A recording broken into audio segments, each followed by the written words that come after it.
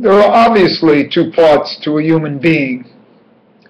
His physical parts, his gashmius, and his spiritual parts, ruknius.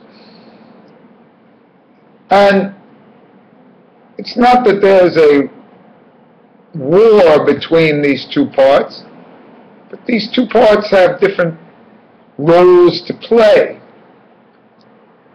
And obviously, from the two terms, one would want to eventually get into his spiritual parts rather than his physical parts.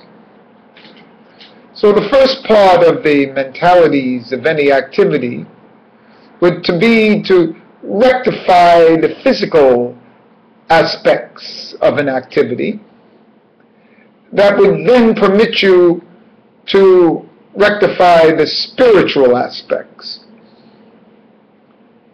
As you know, I think this is Olam Haba. Another term for this is that we've never left Gan Eden. In Gan Eden, it was all spiritual. You see. The going out from Gan Eden was that of physicality. The two terms, the two names of this are shown in the Yud-Kei Vav-Kei and the Elohim names. The Yud-Kei Vav-Kei being the spiritual aspects, and the Elohim name the din, or the physical aspects. In the rectified Olam Haba state, these two names come together again as one. It's the 9-letter name. The perfection of the male and the female together. The male as Yud-Kei Vav-Kei, the female as Elohim. This aspect of two comprised in one is the thing that pervades my comments here for the past year. One of the ways that Hasidus likes to do it is to use this in daily life. When there's two types of tshuva, first in the gashmius aspect, and then in the ruchinus aspect, the spiritual aspect. In our spiritual world, we're always completely attached. We've never lost that attachment to Hashem. From that aspect, that's why it's like a Shabbos. We don't have to do anything. Everything is given to us. We are receivers. Kabal, we receive everything. One of the reasons we receive everything is because in our spiritual components, we are manifestations of Hashem. So our true self is an extension of Hashem. The physical Gashmius aspects is when we think that we're a separate part, separated from Hashem with our own ego, our own ani. So one of the great secrets is to make an ayin, out of the ani, the same letters, rearranged. Aleph, Yud, Nun is the ayin, and ani, Aleph, excuse me, it's the other way around. Aleph, Nun, Yud is the ani, and Aleph. See? Quite frankly, everything is by Hashkok Produce. This mixing up of the Ani and the Ayin is because there's only one. Our whole purpose is to make Yesh Ma'ain. And then Ayin, the Yesh. So what we're really doing here, Hashem makes Yesh Ma'ayin, and then we turn that around and make Ayin the Yesh. When we've achieved that, we've achieved the ultimate goal. The ultimate goal is to become as naught, which is receiving everything anyway.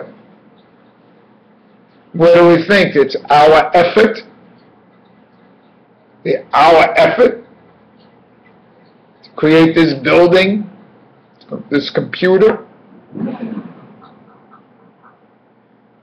When you think it's your effort, then you're in Gashmius.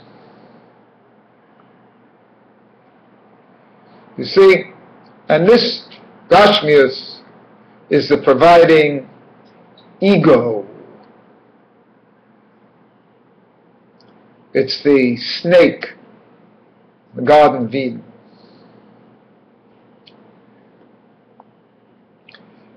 From that snake potential of the ego, when that skin drops off, and underneath, then you have Shiach, which is the same gematria as Nahash.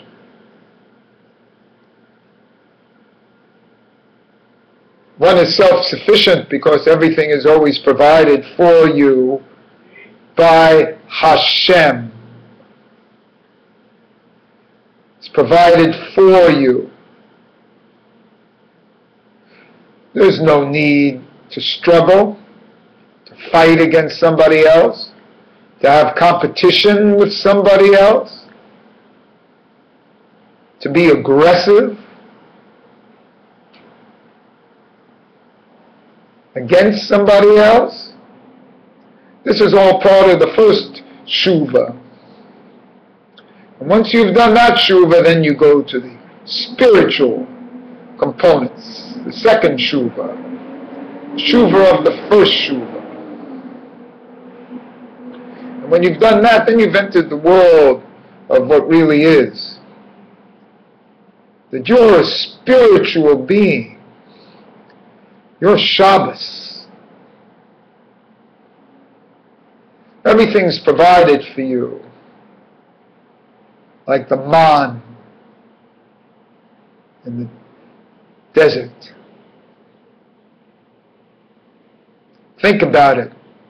What could you really do? This struggle that we have here in the physical world is basically a waste of time. That we've bought the ideas of from a society that is basically not structured for the Jewish mind or relied on the Jewish opus. It's a Gashmius society. So underneath all this, the real Shuvah is how I've wasted my time in a world that's tried to keep me from my true spiritual essence. How it's all done to keep me beneath the wheel of the physical. Relax. Be natural. Don't try to win. you'll find out that the will to win is really the will to lose. So to understand the true will to lose, say, what is the will to lose? The will to lose is the will to lose your ego. So in a certain sense, the will to lose is higher than the will to win. The will to win is to establish the ani. The will to lose is the will to lose the ani and return that to the ayin, to the aim. So the will to lose is the will to lose that ego.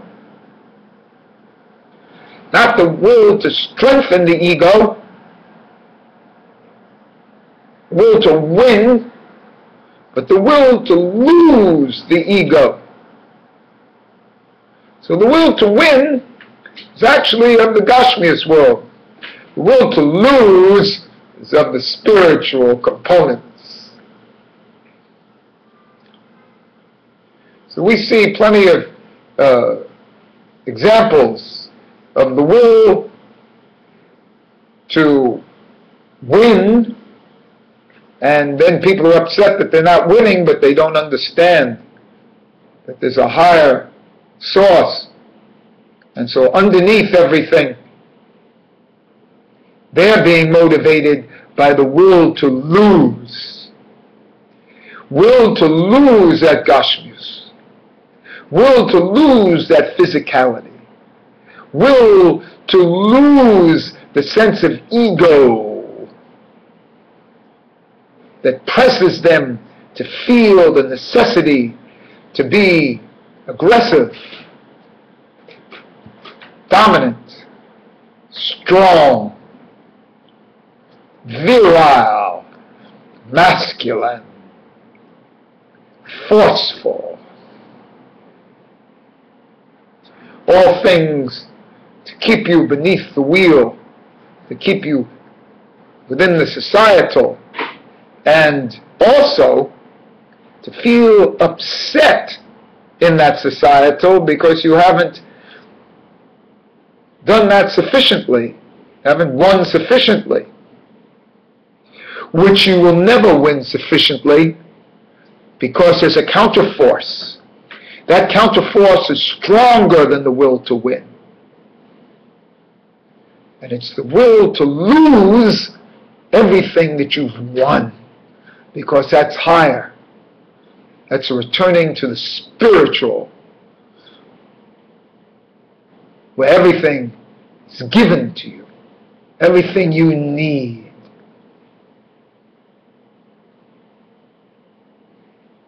This is a very high level of understanding.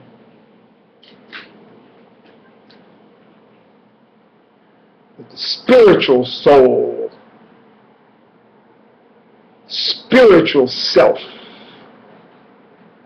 the self that is really a part of God, is always taken care of because God takes care of himself. So there's no problem here at all. Will to lose the ego is higher than the will to win. Will to lose higher than the will to win.